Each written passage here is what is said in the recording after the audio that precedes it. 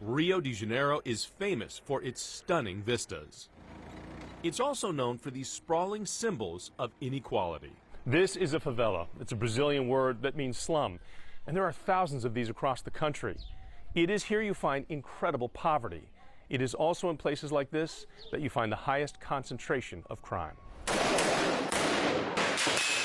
Crime and violence fueled by drugs and gangs, and made worse by generations of Brazilians forced to live in a marginalized world. We met Silvana de Silva in one of the poorest favelas in Rio de Janeiro. She raised 6 kids here with limited water, intermittent electricity, and the sewage runs right into this canal. Do you hope for more? I'm happy myself, she told us, but I do want more for my children. About 15 years ago, the government of former Brazilian President Lula da Silva tried to help, launching a program called Bolsa Familia.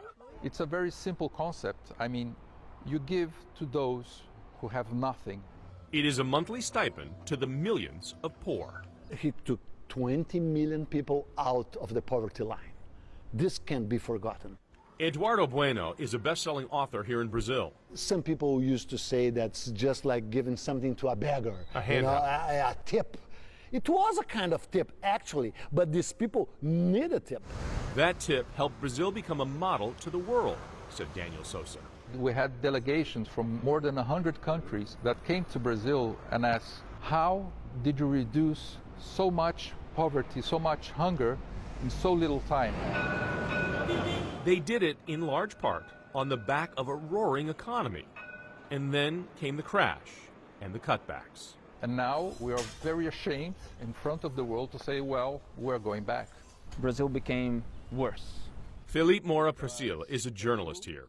He told us an array of expensive social programs like this bloated the government and crippled the nation. You measure the success of social programs by the number of people who live it, not the people who are added.